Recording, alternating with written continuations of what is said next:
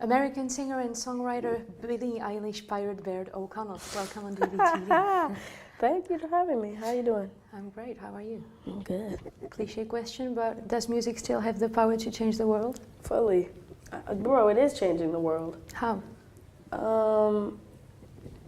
By existing? I don't know. I think everything that involves music is changing the world. I think listening to it, making it, playing it, fucking singing it, I don't know, everything, literally you could name me anything that has to do with music and that is changing the world.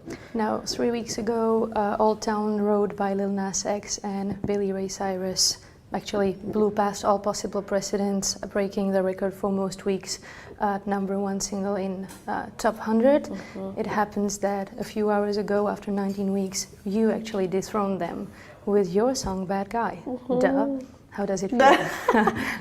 Feels great, I guess. It only feels good because everyone's making it feel good. I think, I mean, I wouldn't even have known if people hadn't been like, congrats. I didn't even know. Because I don't keep up with the numbers, because the numbers don't matter to me. But I feel like saying that is like discrediting how grateful I am for the #1 spot. It's great. I mean, I know Lil Nas X is mad on the low. Music journalists sometimes describe your work as being post-genre. Does it please you? Post-genre? Mm-hmm. I guess it does. I think anything that doesn't have the name of a genre in the title pleases me. If it's like anti-genre, I'm good with it. A number of musicians like Tom York or Dave Grohl have spoken of you as the only interesting or even the only punk thing happening on the music scene today. Are they right?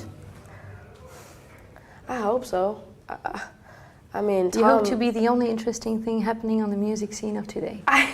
Yeah, fuck yeah, for sure. So especially said by Tom York and Dave Grohl, you kidding me? Those are some like G's. Like, I don't know.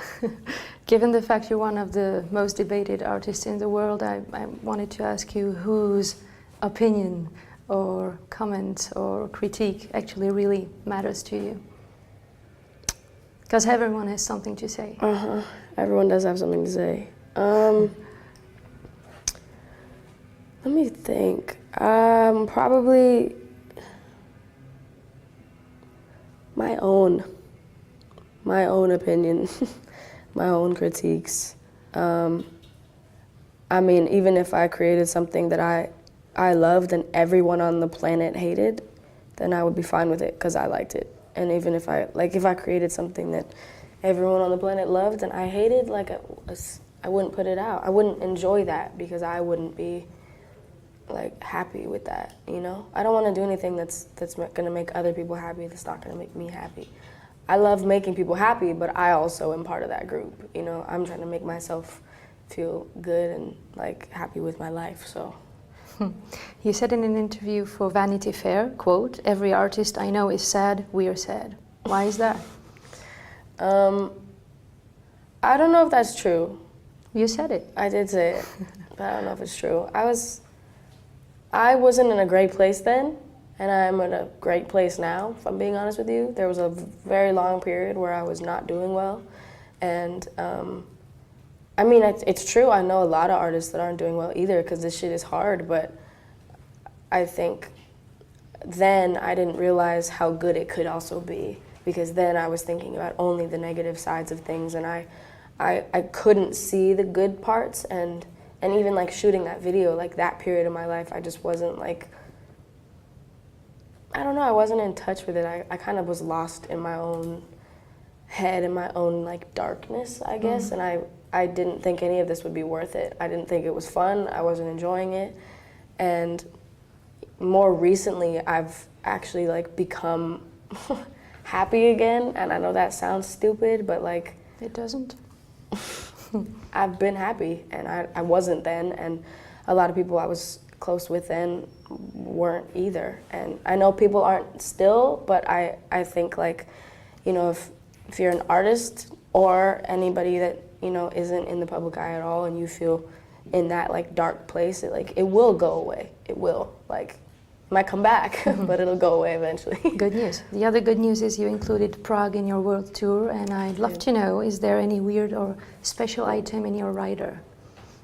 Weirdest, I always, okay, my rider has refried beans, gluten-free tortillas, which are actually the only good kind. It's this one brand.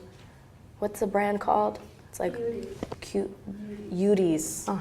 The only gluten-free tortilla that is good at all. I swear to God, gluten-free tortillas are boo, like for real. But this one is fire. We got some beans, some tortillas, got some pineapple.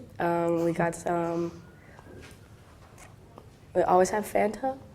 Always have some. What's the weird thing besides the beans?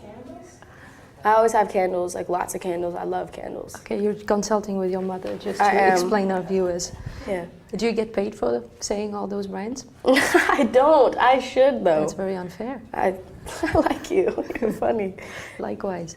Do you try to absorb any local vibes while on tour? Or is it just so exhausting that you just go straight to your hotel? Local vibes meaning? I don't know. Do you take a walk in the cities you play in? I can't really take walks in cities because of who I am. But we try to like find maybe a park or some place that's kind of unpopulated, which is really hard to find in a lot of places. But like for instance, yesterday we drove around.